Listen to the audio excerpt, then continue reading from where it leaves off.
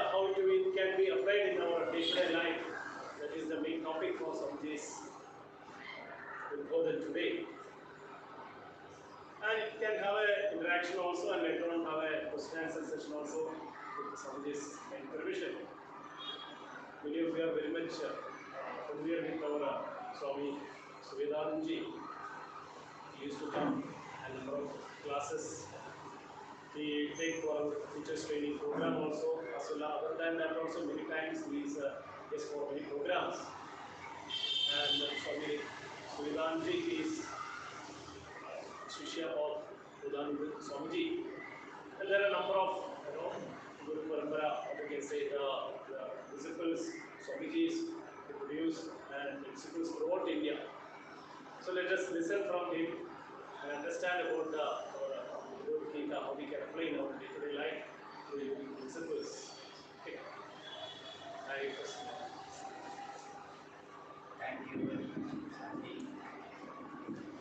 I have come here with my own invitation. So you did not invite me. Self-invited visit. Because we are having a big program. Sambodh Foundation Center there, having a big program on April 8th. It's called Varshika Mahotsav. We have two temples there, a Siddhivinayaka temple and a Karyasiddhi Hanuman temple, alongside the Subramanya. So three birds with one shot. You can compare and visit all the three temples. So this Pratishtha, which Karyasiddhi Hanuman and Ganesha Pratishtha was done 7 years ago. And on April 8th is the 7th anniversary of that Pratishtha. So I want to invite all of you to that function. It's a day-long morning 8:30 to evening 8:30. Sarji was there in the initial meetings and the Durga Prasad was there, he was there. So you can ask them and they will be able to explain to them the importance of this Pratishtha Varshika. We have to encourage such activities by participating, by financial, all kinds of support which is expected to be successful for that function. In the pretext of that, I self-invited, but please invite me to the beautiful center. I see all this kind of things, I don't know what is it for. And I can see a lot of coffee lined up, accolades all over. So you must be doing some great work, I'm sure, in the future. So Prasadji asked me to talk about yoga in Bhagavad Gita and its application in daily life. What is daily life? We get up in the morning, brush your teeth, take a bath, maybe you pray, cook, clean the floor, serve people, get into the car, go to your work, and then you come back, that tired, eat your food, clean the vessels, watch the TV a little bit, or fight with your spouse, and then you go to bed. So this is your usual schedule. Then in the process you become old, you earn a lot of money, you get a promotion. This daily mess of life. Then you become all sick. And this is life all about. So how do you apply yoga in your life? Different people have different schedules. This is one schedule I was different people. So while you are fighting and living a very difficult life, and depositing and losing money in the stock market. And children are not listening to you, especially when they grow up. If you ask them come here, they will go the other way. In such a messy situation, how do you practice yoga? Can I apply yoga other than on the mat? Because on the mat you practice yoga. You do pranayama, you do various kind of postures, chant the mantra, visualize some light, or do some shuddhi kriyas. All those things you do on the mat, away from the world. But can this yoga on the mat be applied and practiced off the mat? There are two types of yoga. I will give you another definition.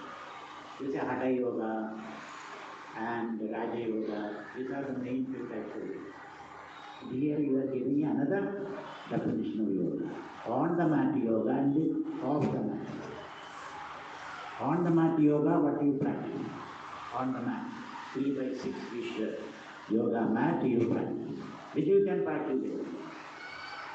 But off the mat yoga, while you are dealing with your people, other people, your neighbor, your colleague, your boss, your subordinate, your enemy, your friend, your relative, how do you practice yoga itself? So how do you relate with the world? Because you cannot be away from the world. Away from the world, you will be like a fish out of water. It's suffocated, it will die. So one has to be in the thick of the world. And the world is constantly changing. So you are living in an ever-changing world. And you don't have all the knowledge about the world. What are uncertainties? You don't know what is going to happen tomorrow. Even though you consider all the astrologers in the world, still you are not able to predict what is going to happen tomorrow. So this uncertain, ever-changing world is what you are encountering moment to moment in your life. And how do we live in this such a world? Do you agree with me? That's the kind of world I am describing. Your body is also the same. Your body is also ever changing. 10 years ago you are youthful, young and healthy and happy. After 10 years, wrinkles come on your face, there is grey hair. People ask, what happened to you? You changed so much. Then you say, you also changed. Isn't it? So everybody is changing in the world. Body is changing. Thoughts are changing. Yesterday you were Congress man because Congress was in power. Now you are BJP because BJP is in power. Today, ideas change, ideologies change, emotions change. Today I love you, tomorrow I hate you. Haven't you seen that? Today I have fallen in love with you, but then I discovered you are not worthy of my love. So this way, things are constantly changing both inside your skin and outside. In such a turbulent, unpredictable, I should say hostile world, how do I practice yoga? Now when I say I am relating with the world, I am in the midst of the world. How do you relate to the world? You relate to the world with your mind. Mind is an instrument of interacting with the world. That is why in deep sleep, you are not related with the world. Some of you may be sleeping even now. And in deep sleep, there is no relationship with the world. Why? The mind is passive, dormant, inactive. So you are nothing, you know nothing about it. The mind is a mediator between you and the world. And even to know your own potential, your own actual real nature, you have to use the mind.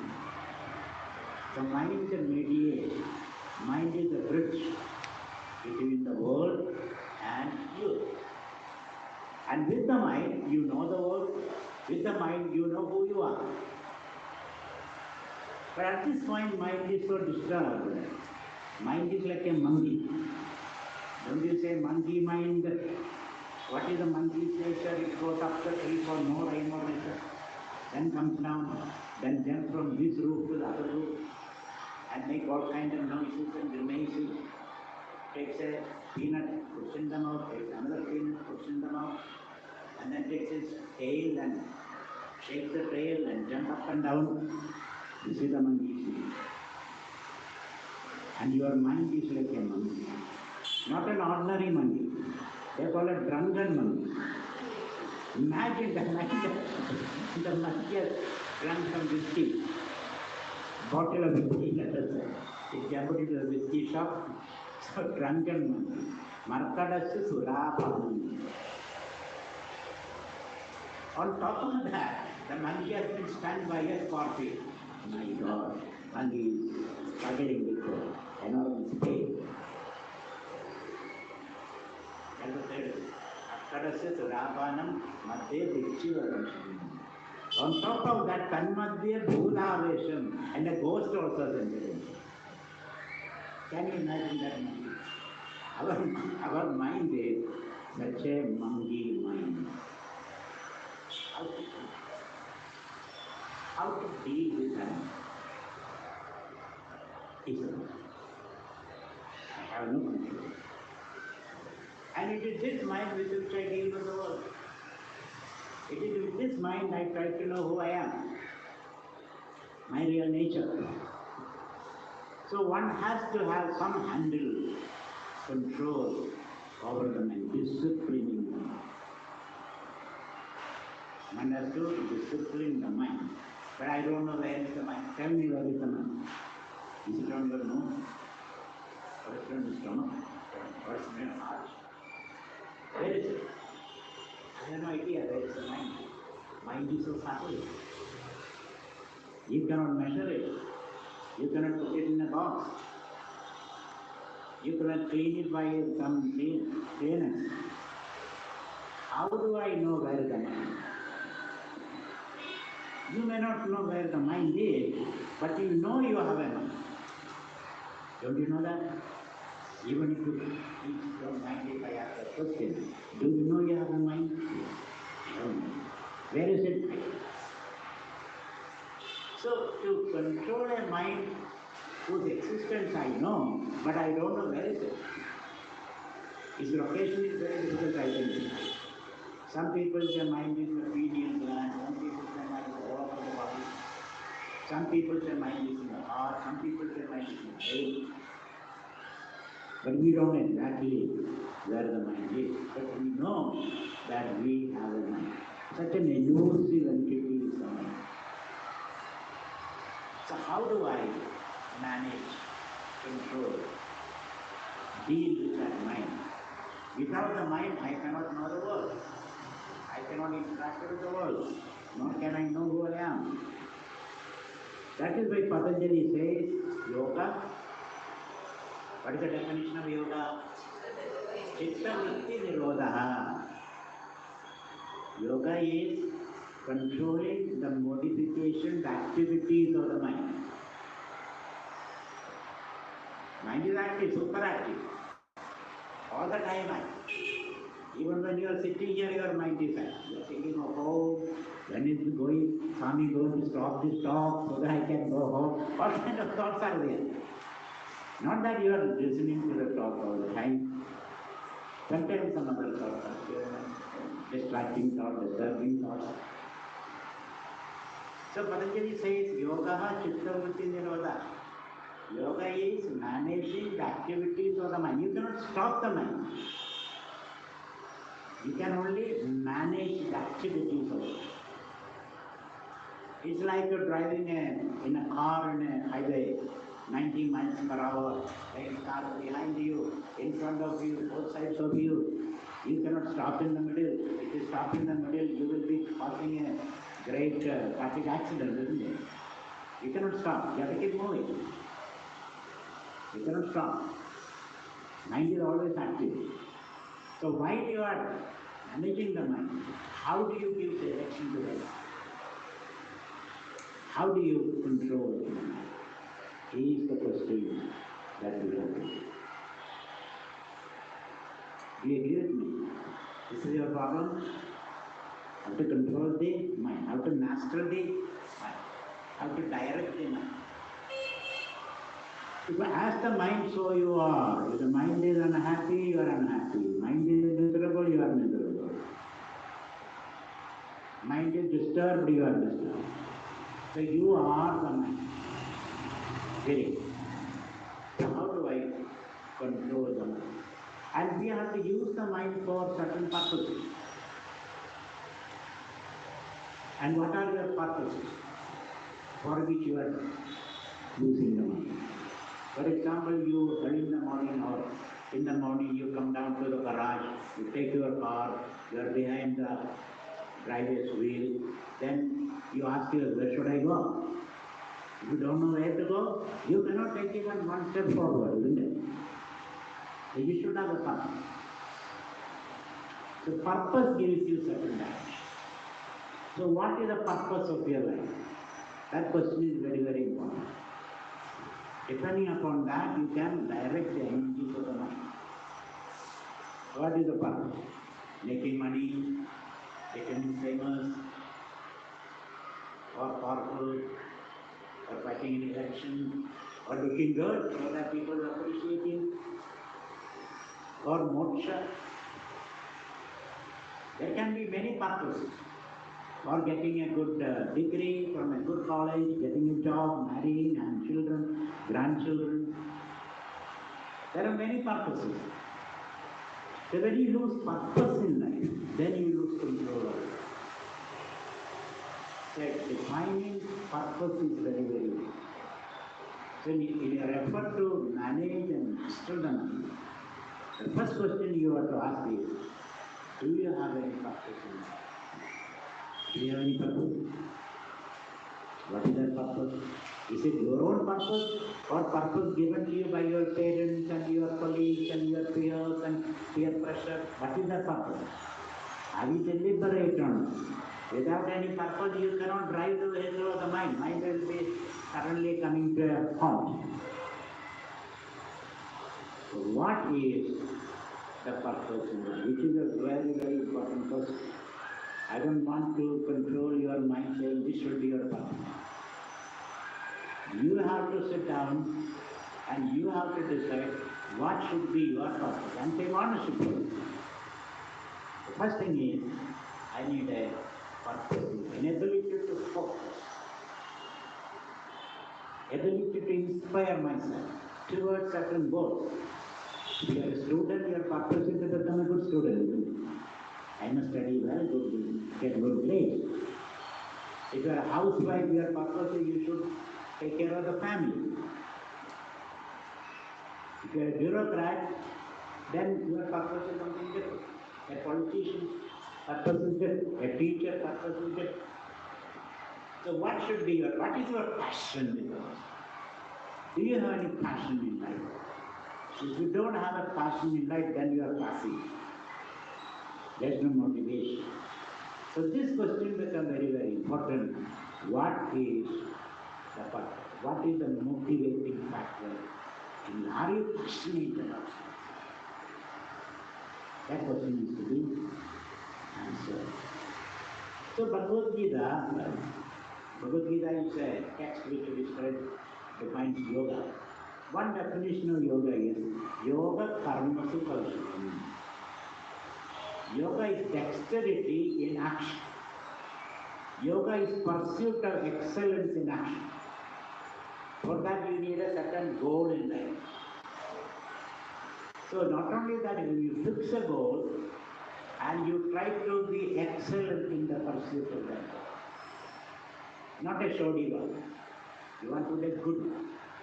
So yoga karmasu kaushal. Buddhi yukto jahadi. Udaya sugrata vishnude. Tasmad yoga yujyasva. Yoga karmasu kaushal. So Patanjali's definition of yoga is what? Yoga chittavritti nirodha. Yoga is mastering the mind.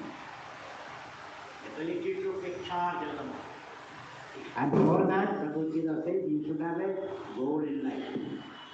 If you have no goal in life, you will fall for anything. Then you lose your character, your integrity, your personality. So while you are pursuing a goal, then the problem comes. If there is no goal, there is no pursuit, there is no problem. You can sleep on your bed, in your home, in a corner, you can remain there. But when you start pursuing a goal, all kind of problems, because you are investing your energy, your time, your finance, then the worry starts. Will I get the outcome? Will I get the result today? Because all activities are goal-oriented. Goal-oriented means I need this particular outcome, in this particular time, this particular resource I am investing, deploying. If I invested 10 rupees, I must get at least 11 rupees at the end of the year, isn't it? If I invest 100 rupees, I must get 110 rupees. If I send my children to college, I must at least get a good grade, expect a good grade. So therefore, when you act in this world for a particular goal, goal-oriented activity, there is always tension, anxiety, tension.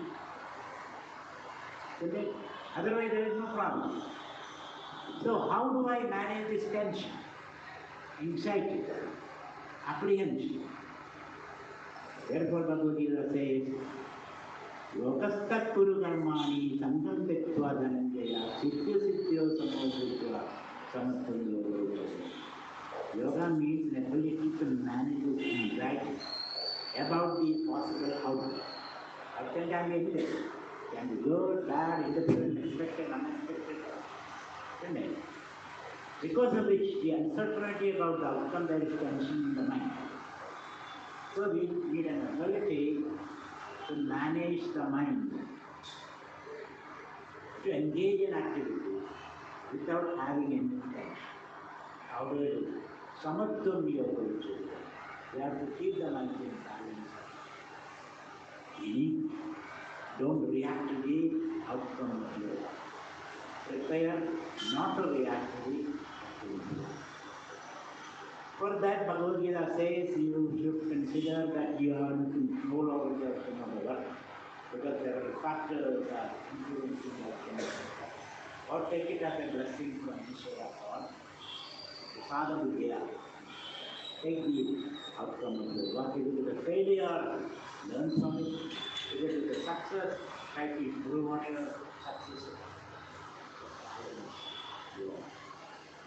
So when the mind is balanced, and there are various techniques to balance the mind, maybe pranayama, maybe sitting cross-legged, and do pranayama, chanting mantras, or surrender to the Lord. The Lord knows better what is good for me. I may not be able to know that. So by various techniques, you have to balance your mind. That's what we are learning here. To balance the mind. Like sitting cross-legged, doing pranayama, chanting a mantra, meditation, or understanding that everything is controlled by Ishvara. I have no control. Karmani Valdinaraste, Mahaleshu Karan. By those various techniques, one has to balance the mind. And if you can do that, your mind is balanced in activity. You are active in the world, till the mind is balanced. So with a calm, quiet mind, we engage in the world of uncertainty. You have a calm, quiet mind. For example, you are on the highway, you want to reach office at 10 o'clock, it's already 9:50, and there is another 10 miles, and there's a car in front, behind, everywhere, and your tension is building up. Tension is building up, the blood pressure is going up. At that time, can you manage the mind? Can you balance the mind? Under pressure, you must show your dignity. Under pressure, deadlines. So there should be some way of managing the mind. And if you manage the mind, there are many ways of solving the problem. Mind is disturbed, there is only one way. Mind is quiet, there can be many ways of solving. So keep the mind. While you are facing the challenges of the world, on the mat of the mind is calm. Because beautiful room and beautiful light and then beautiful environment, mind can be calm. But on the road can be mind. In the office can you take the mind. On the cycle can you run. On the cycle of course you can run. On the cycle can you run. Then you can pedal and move ahead. Otherwise you cannot. So the Bhagavad Gita proposition is while you are actively involved in the world, keep the mind. Outcomes are uncertain. You cannot predict what will happen tomorrow. The world is quite uncertain. Ever changing world. There is no certainty. Keep the mind. You cannot change the world, you cannot control the world, but at least you can manage your mind. Manage your mind. So when the mind is calm, while we are interacting with the world, some magic happens. What is the magic? You get access to the infinite power of the spirit. There is great power latent and hidden in all of us. But we don't have access to it. We are not plugged into it. As a result of that, you are always exhausted, tired, confused, no energy. But your name is Mukherjee, Chatterjee, no energy. Isn't it? So, this is a condition. I have no energy at all. Why? Because you are not plugged into that spiritual dimension. Why we are not plugged? Because the mind is agitated. When the waters are disturbed, you don't see the depth of the lake. And you say, I am out of my depth. I am out of my depth. So the mind is calm while you are interacting with the world. Mind is calm even in sleep. But in sleep you are not interacting with the world. Therefore, you are not interacting with the world, mind is calm, but you have access to the spirit in the sleep. But while you are interacting with the world and the mind is calm, then you get access to it. The infinite power that you are. And hence Bhagavad Gita says, Iti Vipradipannapyayatastasa Vishwala Samadho Vajayadati. Then you get access to infinite power of the spirit. Thus, the mind becomes a channel of invoking the infinite power latent in you as you are dealing with the world. So the spirit awakens through you while you are in the world. So three definitions for you. One definition, be very active, focus in the world. Take some field of activity. Put your energy, be passionate about it. While you are doing that, calm, quieten your mind. And when the mind is quiet, inactivity, you get access to this. And the spirit awakens. Then Bhagavad Gita says, you move from the zone of dukkha to the zone of sukha. At this point, we are operating in a very limited field. You feel choked and hemmed in. You feel you have no room for manipulation or activity. You feel suffocated. You feel tied down by various strings. But when you access to that infinite spirit, then you feel free. I have enough energy. I have all the solutions in the world. When you move from the limited zone of dukkha to the zone of sukha. Have you heard these two words, sukha and dukkha? What is the meaning of dukkha? Dukkha means dukkha, dukkha means space. Dukkha means limited space. You feel you are operating in limited space. Sukha means what? Produce. You can dance. Here there is no space. You are sitting in a fetal position. So, completely. So, Bhagavad Gita says, Dukkha samyoga viyogam yoga viccheti. Yoga is this freedom from suffering, suffocation, misery. You can move from that area to this area also also. These are the possible definitions of yoga.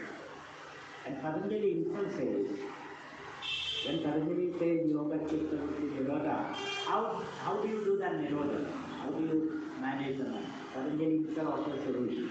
What is the solution? How does Patanjali define nirodha? Anybody? Abhyasa, Vairagyabhyam and Nirodha, isn't it? You have to do Abhyasam and Vairagya. Two things. So from the Bhagavad Gita standpoint, Abhyasa means deep down, I have that infinite energy within myself. Shiva. I am Shiva, deep down. So that is Abhyasa.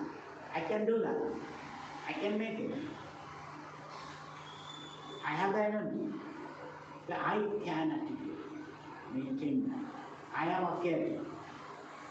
Maintain that. That is Abhyasa. And then Vairagya. Vairagya means detachment. Not expecting anything from the world. But you are trying to share your resources with the world. So Vairagya with you. Expecting means basically what are we expecting from the world? Your relationship. What is it? Can you tell me? What is it? Huh? Love, respect, care. This is what you are expecting from the world. And the more you expect, the less you get.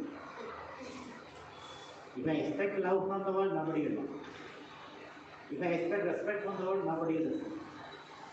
If I expect care from the world, nobody will care. Therefore, instead of expecting, express it. Instead of expressing love, express your love. Expecting love, express your love. Then the whole world will love you. The world is a mirror. If you frown, the mirror will frown at you. If you smile, the mirror will smile at you, isn't it? Instead of expecting all these basic values, you have to express it, give it, and then take it. Then you can. And for that, you have to go deep within yourself. And yoga helps you to do it. So whatever basic values you expect from the world, learn to give to the world. When you give, the world will reciprocate. If you don't give, you don't get it. This is called yajna. Yajna means give and receive. Give and receive. So whatever you want from the world, and where do I get it? Where do I get that energy? It is there right in me. It is there deep within me. That deeper dimension is to be looked at. And then you will be able to share.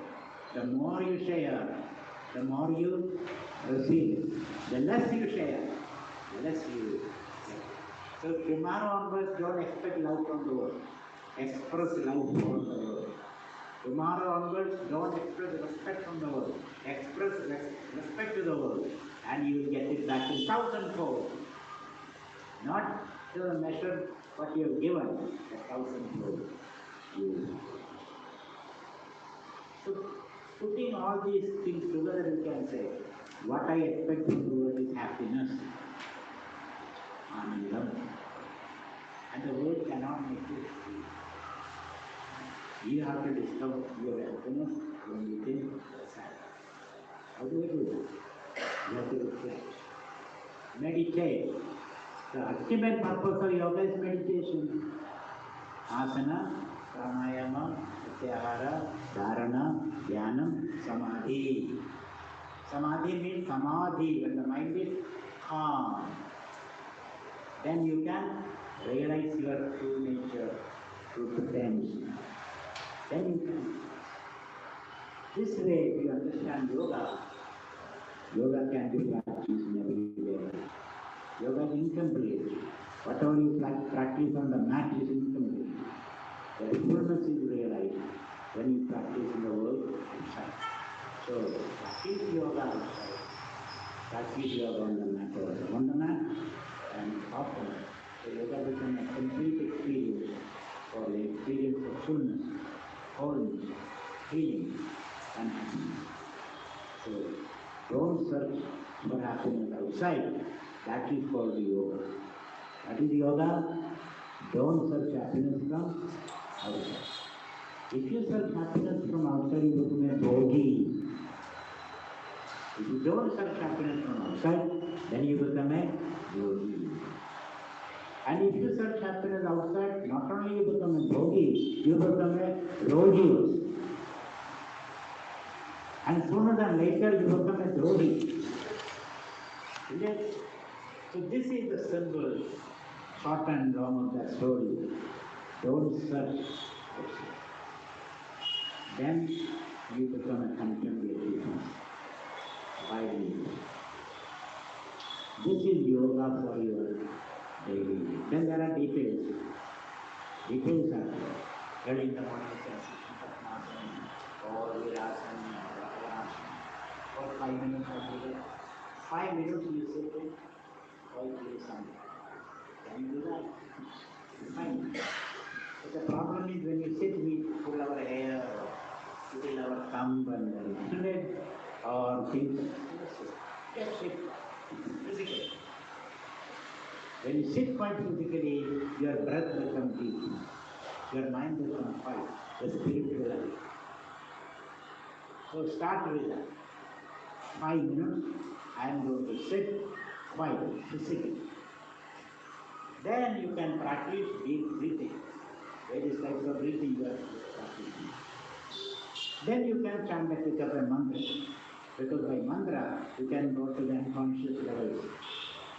The most of the disturbance comes from there. Through the mantra, you can change it. So various techniques you are learning here. And all this has to be done with understanding what I seek is happiness. It is not in the world outside. I have to discover it from within myself. That will be happiness. Be a happy person. Right now. Don't wait for it. Don't seek it. Thank you very much. And is there any question?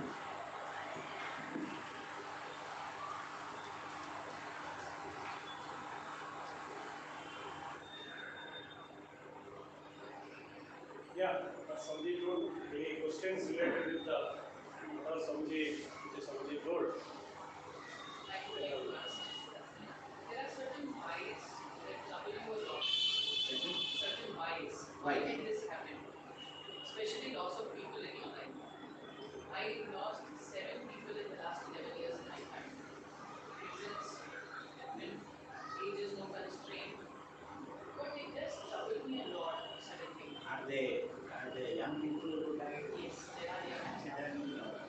There are accidents, there are heart attacks.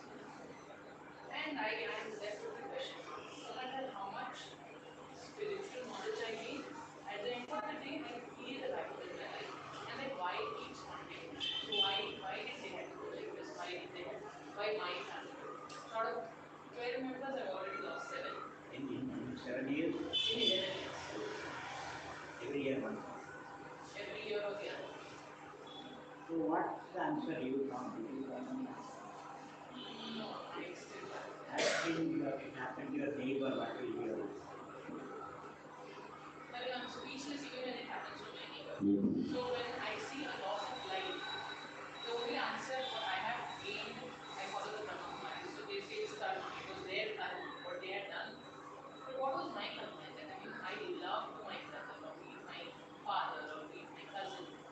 What was my karma? Why had I to lose them? Because they're a very important part of my life, and I really, really miss them.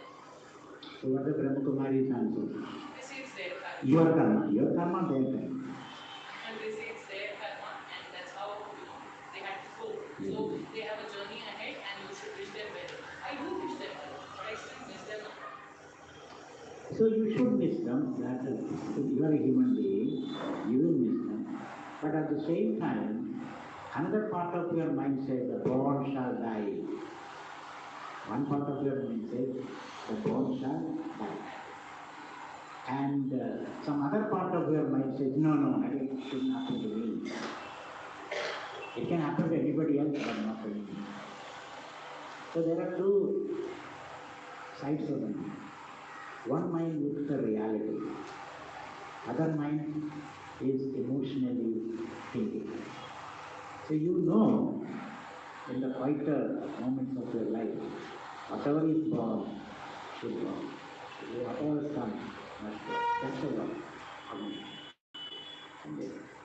So try to nurture that aspect of the mind, and then try to accommodate that pain, that heart which is suffering.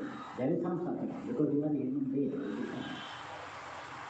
So come to this stage, yoga, engage in meditation, share your belief, share your suffering. Don't suppress it. Don't suppress it, but express it. In a atmosphere, people who understand. There is a famous incident in Buddha's life. One mother came and fell at Buddha's feet and said, "My 3-year-old son died. I am afraid. Can you bring him back? I know you can bring my son back because you are enlightened soul. Please bring my son." Buddha said, okay, mother, I'll do it. But give me a favor. Get me a handful of mustard seeds from the house where there is no death has happened. No death has happened. Mother said, okay, I'll bring it. She rushed to the next door. There she found somebody dying. Then she went to the other. There is no home where death has not paid a visit. So she extrapolates her grief. My grief is the grief of the whole world. This way you share your. Then after some time, you will be able to accommodate.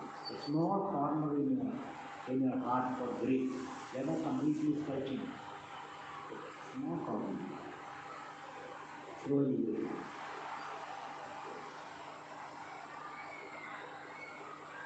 Any other question? Yes. I want to ask you said you want to find purpose, you have to find purpose. Now, obviously, purpose is a larger, broader purpose that you have for your entire life. You have purposes which are defined. Can you speak a little louder? When it comes to purposes, definition for goal or a purpose that you define, purpose that you define.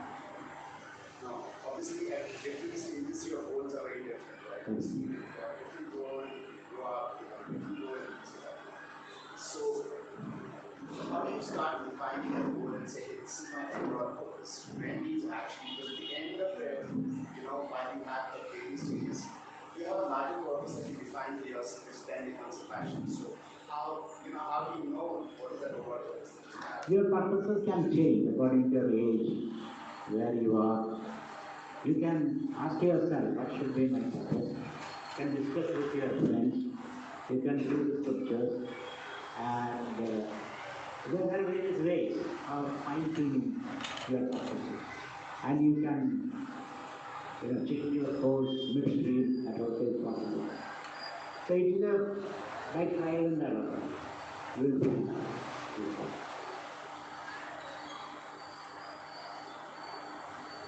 Any other question? No question. No question. You can ask something. Anything can be not related to yoga only. You can ask me question about yoga or whatever.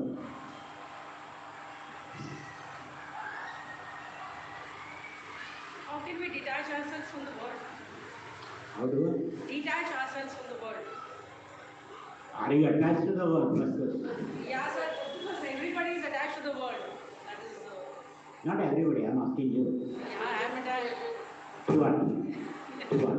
So I want to detach myself from the world. No, to whom are you attached? For the family and the friends. Why are you attached? Give it a read. Because they are related to me. They are related to you. Are you expecting something from them? No. No? Not really. Then there is no attachment. You are not expecting, there is no attachment. Attachment comes when there is expectation. So you are not attached, so you don't have to be attached. Think about that. Am I attached to why I am attached? What am I expecting? Am I able to fulfill those expectations? Or are they capable of fulfilling those expectations? Right? Most of the time we ask the question, borrowed question. Somebody has told you not to get attached. Why attachment? What are you expecting? Those questions. Right? I'm not trying to be clever. I'm just trying to reflect on that question. So wherever there is expectation, then there is an attachment. Expectation because you feel some inadequacy within you. So that inadequacy is to be addressed. Because your expectation can never be fulfilled. Even after 40 years of marriage, your husband says, I love you, darling, you question. After 40 years of marriage, you are saying, okay. So therefore, whatever the other says cannot make you happy. Because you always doubt. Why? There is doubt about yourself. Am I worthy of your love? If you say, I love you, am I worthy? It all begins from there. So, reflect on that. So, is there any inadequacy in you because of which you are depending and expecting? Can you address an inadequacy? That's what you are doing for yourself. You come here, look into yourself. What is my problem? Problem is not outside, it is within us. Of course, outside problems are there, but you don't have to add to those problems.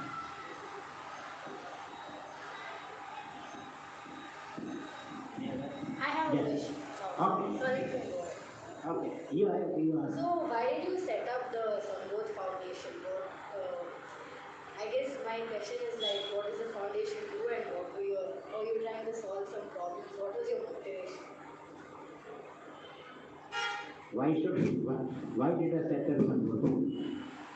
Sambodh Foundation, Sambodh means enlightenment, total enlightenment. So I want to make everybody enlightened. The whole world enlightened. That's my mission. You want to join me? Sorry? You don't want to join me in that enterprise? Oh yeah, I would love to. Yes. That's a very admirable. Yes. That's my ambition, to bring light to every heart. And I don't have to bring it from anywhere else. That's my job is very easy. Because it's already within me. That is the purpose of the book. Bringing light, joy, happiness, or helping people to discover the hidden, the latent joy, happiness within themselves. That's so it's very easy for them. I don't have to give you anything. I have to make you see how rich you are, how profound you are, how deep you are. It's very easy. So I don't carry anything. Why? It's all there. I don't have to give you anything.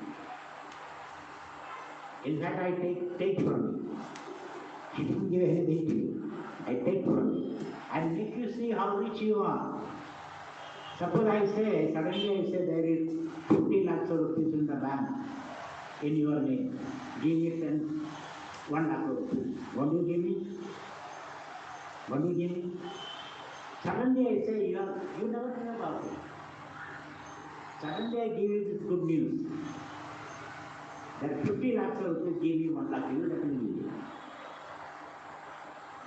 It's already there in your account. So what the message I bring is that you are infinitely rich. Share with me. Right? That's what bringing or showing or bringing enlightenment. Yes. This is a question that often comes up as discussion many times. One of the reasons for restlessness of mind is basically desires. Maybe after one, then I want another one or I want something else. So maybe the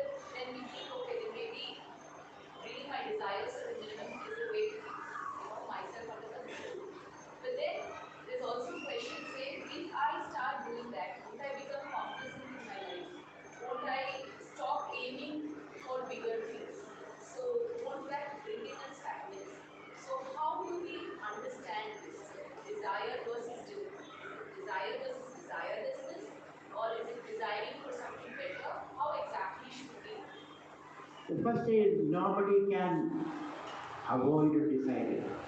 Desire is in the very center of reality. We all have desires. Let's not pretend that we don't have desires. That's first thing we have to say. So kamayata, we finish to say. So kamayata. There was a great desire in the heart of Eve. What was the desire? Pradusyam praja yeti may become many. That's the desire. May become many. So desire is central to our existence. Now the question is that there are two types of desires. Natural desire and acquired desire. Natural desire and acquired desire. Natural desires you cannot stop. Acquired desires you can observe. So what you have to do is observe your desire. Don't control. When you observe your desire, some of the desires may automatically fall. The rest of the desires you have to pursue. While you are pursuing those desires, some of the desires may drop. Automatically, you don't have to do anything. You don't have to do anything. And then a time comes, your natural, powerful desires will remain. Those you have to pursue. Those you have to. And while you are pursuing those desires, you will get your own energy to pursue it. So don't stop the desire. If you suppress the desire, it will express in a correct way. But observe your desire. Engage in a conversation with your desire.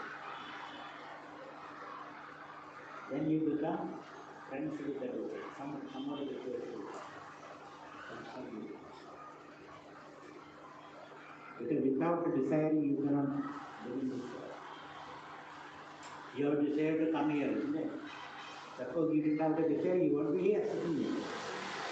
Then after coming here, you have desire to leave early, but you couldn't because everybody is watching you. So various type of desires are there. And then you say, tell them, I don't do that. I'm civilized. So, free control.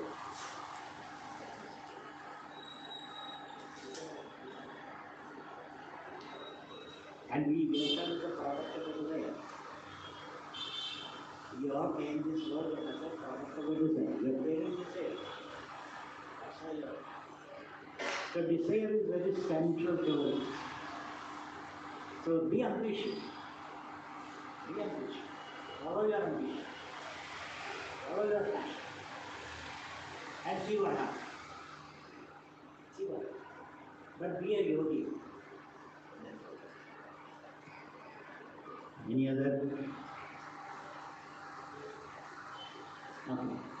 Whatever good we do to others, it's a friends, family, or a workplace, they consistently always try to harm us back. So you think you are doing good to them, but they don't think you are doing good. That's why they are returning, they are harmful to you. There is a story.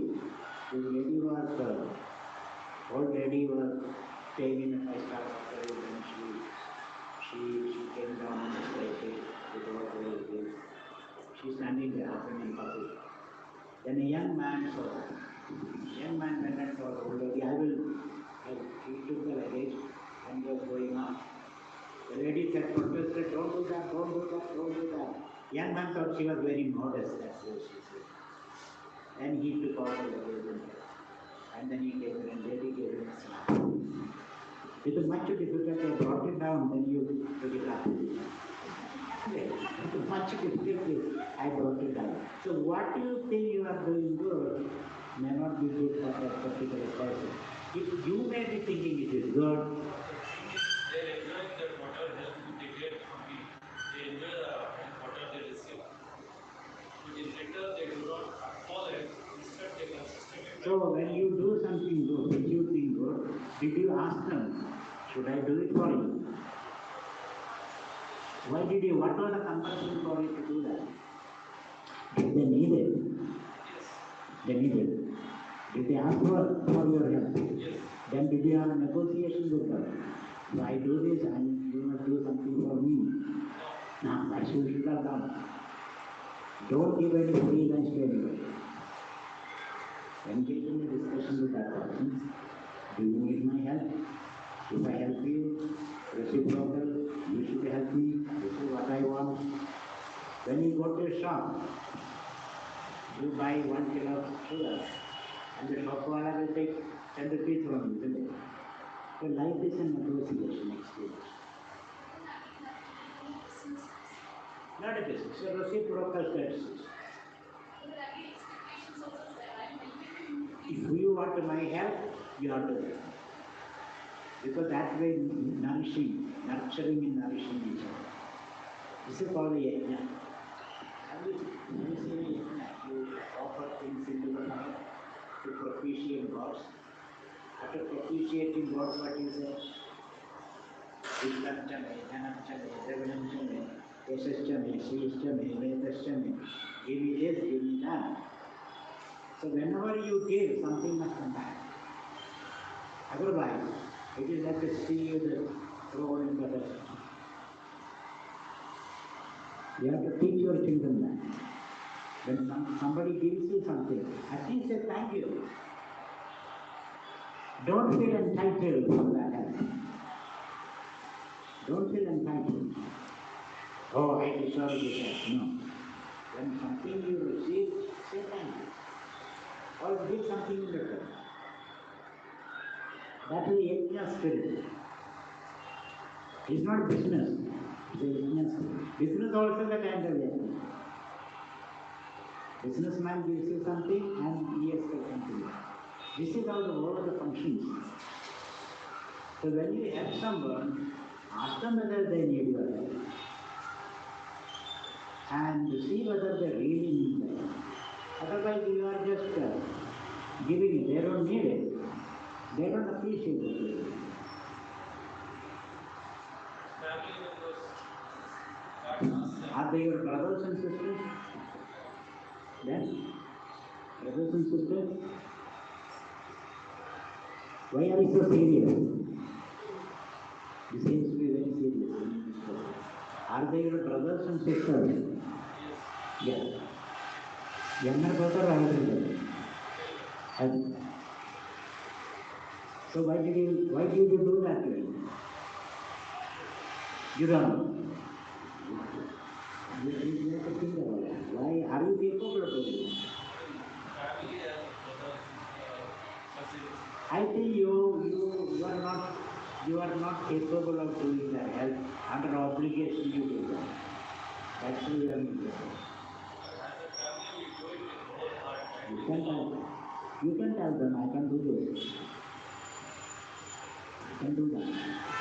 The brother will appreciate understand. You have to talk to me privately on that because there is something deeper. It's not that you did something, they did not do, you are angry, there is something more behind that. So you need a private conversation, not a public one. Because you don't say the whole truth. Am I right? Really ask. Yeah, you are not telling the whole truth. And what compulsions you did. So I must know the whole truth to give you a response. Yes. One question associated with what he is asked for. We often say we have to be detached from the result. Right? Yes. Expectations, whatever that is saying. So when you help someone, you say, you will kind of have a handshake saying, hey, we're going to give you back something, whatever it is, right? So when you're not doing that, okay, and let's say you've done the help and you kind of detached with it, you're not expecting anything back. Isn't that a fair statement to do? There's a difference when you say don't expect. When I give you something and I must be reciprocated, what I don't expect is my happiness. It doesn't change my happiness. I have to happily give you, and I have to make you happily give back to me. So that's the flow of energy. Like a river. A river goes and marches into the ocean. Again the ocean becomes the river later. This way the Kala Chakra moves. Then my happiness does not depend upon what you are doing. Happily I am giving and happily I am receiving. When I receive, don't say no, I don't want it. That is arrogance. I must teach my children also. Maybe when you receive something, be grateful, be thankful. Always give something. You go to one marriage, they give you some gift. That gift is given when you go to another marriage, isn't it? Don't give to the recycling things. So, and finally, it comes up to the same person. Then you realize what happened to this gift. It goes round and round and round like that. It's called reciprocal courtesy. Otherwise, you become a martyr, a sucker. You cannot maintain that state. When a farmer throws the seed, he expects bounteous harvest. When you invest money in the bank, you expect interest. Or at least money is safe. There may be zero interest sometimes. Money is safe in the bank. This is called yajna. Okay.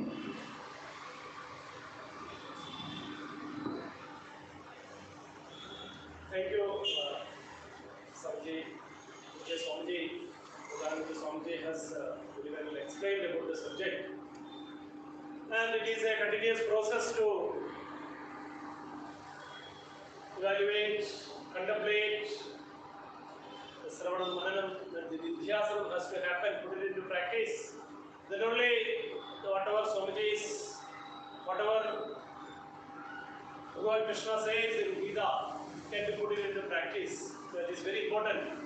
So that continuous, this type of satsanga, what Shankaracharya says, satsanga say Nisangat's way,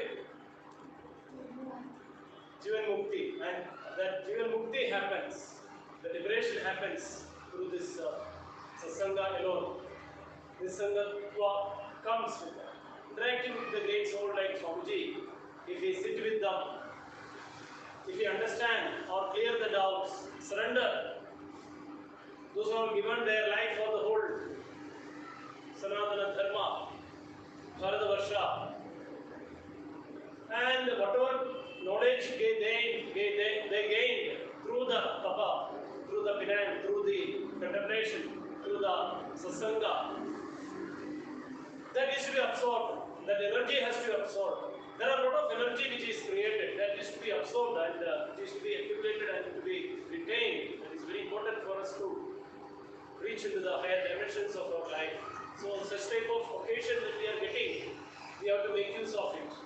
For that we have to get associated with such organization also is very important. Our Sambodh Foundation is working here very nearby in the Bhubaneswari Nagar. So why don't we all be part of it? One of the requests or the call which he has given to you all is nothing but to be part of the day-to-day activities which is happening. Now the annual function is going to happen on 8th April. The Mahotsava is there, a good celebration is going to happen in the Sambodh Foundation. So be part of it. So this satsanga only, this association only can make us to be free from all the desire and this attachment and worldly desires. So with that point of view, number of activities are happening. Vivekananda Kendra is also organizing such type of different activities. Today, even Sunday, there is a Kendra Varga where we interact, we do a 1 hour every Sunday, the 67 it is happening, continuous business Sandhyas are happening. These are the occasions through which we can get liberated and understand the real purpose of our life.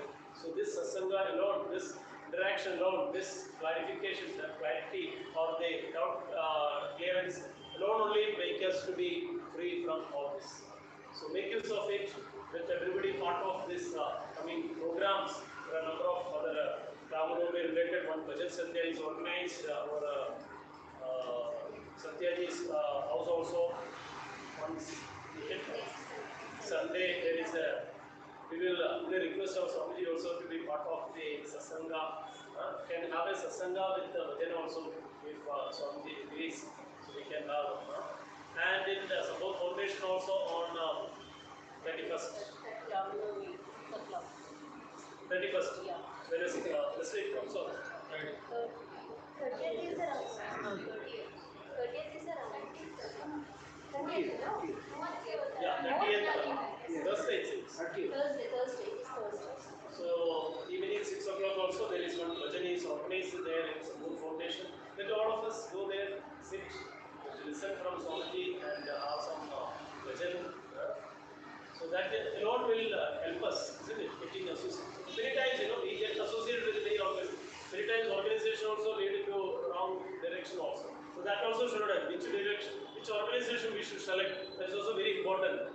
So let's associate with a like-minded organization which will help us to grow ourselves. That is very important in this modern time where pursuits like organizations are coming, even spiritual and spiritually oriented organizations are also mushrooming like anything and attracting and canvassing and all is happening. So selection of organization, selection of gurus, selection of teachers, that is also very important. So we are so fortunate that Mr. Swamiji who was have such a in-depth knowledge on Shastra has come here all the way and find time to interact with all of us with the simple words, how the mind, how the mind, the fluctuations of the mind and how we can deal and how to minimize or to that practice, how we can control this aspect which is being given. We are so fortunate and with our Support Foundation, Dr. Vittalji and Mrs. Vittalji also has come and then our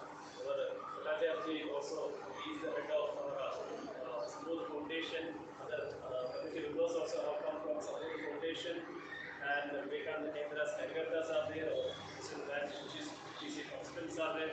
We are so fortunate that make this program very blessed evening, isn't it?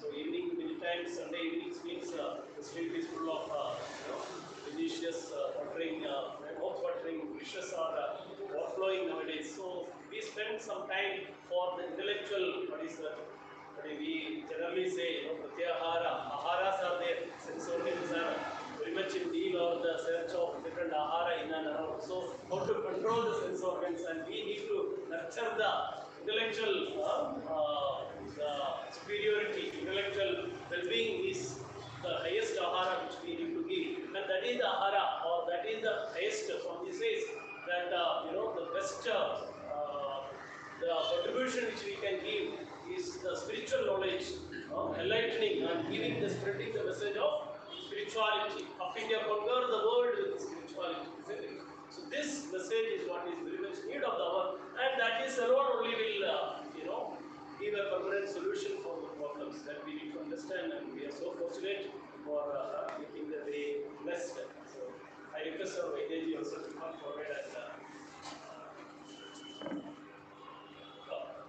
he is our vice chairman, Sanchalak of Vivekananda Kendra.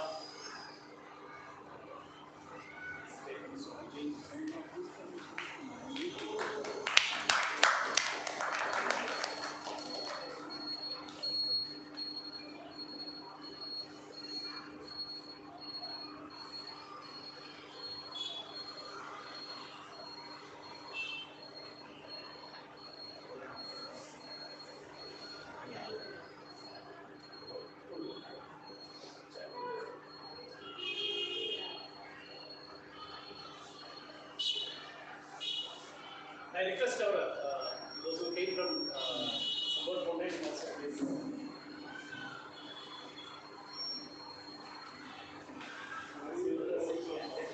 Say a few words and on behalf of Support Foundation, we are all so fortunate to have Swami as faith. And this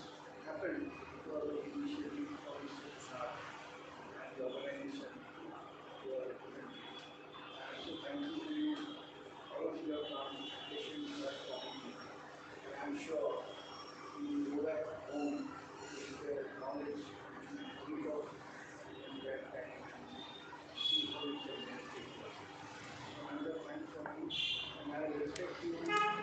However, we are next door, near, anytime you can come, there are temples on the step, and we will be very, very happy to have you all in the participation to come to the version.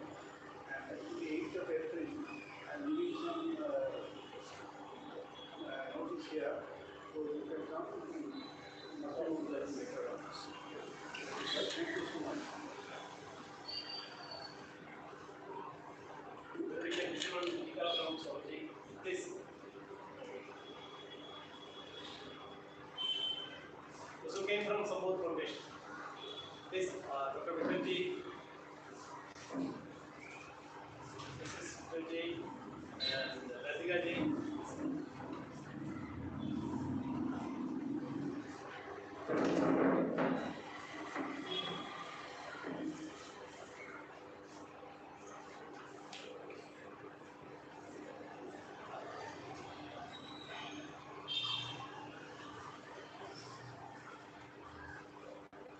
Just everybody got to know during Swami Vivekananda Jayanti time, Gita, yes.